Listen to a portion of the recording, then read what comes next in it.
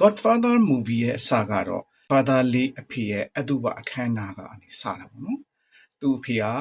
local mafia တယောက်နဲ့ပြဿနာတက်ပြီးတော့အသက်ခံလိုက်ရတာပေါ့နော်။အတုပချတဲ့အခမ်းအနားမှာပဲသူ့ရဲ့အကိုပါ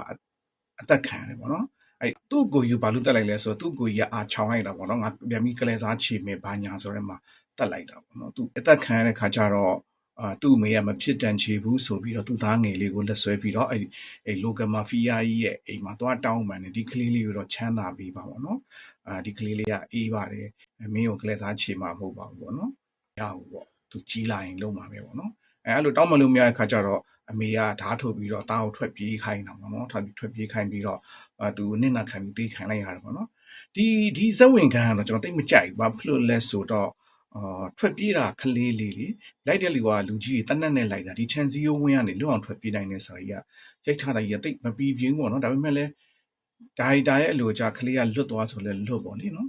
အဲ့ဒါနဲ့သူတို့ရဲ့ရက်ရွာနေပြီးတော့ကလေးလေးကိုဖွက်ထားပေးပြီးတော့